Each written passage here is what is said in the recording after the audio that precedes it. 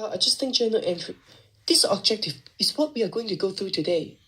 Adjusting journal entries is all about the entries applied on general journal accounting to record revenue earned and expense have been incurred but not yet recorded.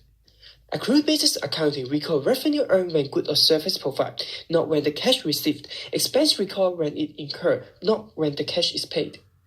There are four main classifications of adjusting entries. Deferred expense is a prepaid expense. The cash has been paid for the expense previously, and it records as asset until used. Deferred revenue is an unearned revenue. It received the cash from customer, but the service or good have not provided, which record as liability.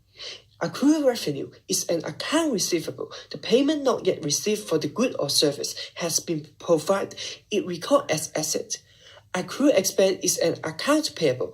The amount not yet paid for the good or service already received. It record as liability. In the following, we are going to talk about the example of four classification. The first example we are going to talk about is deferred expense. So insurance of 1,200 was paid for 12 months on the first day of January. Record an adjusting journal for 30th June.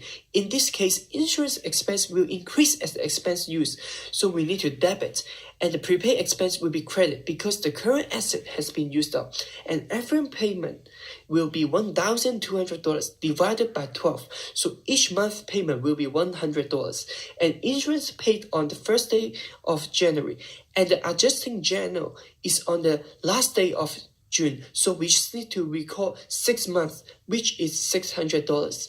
The second example is deferred revenue. Advertising service revenue received in advance of $550 has now been earned. Record an adjusting journal for 30th June. We need to debit the unearned revenue as the current liability has now been earned, and credit revenue because the service has provided.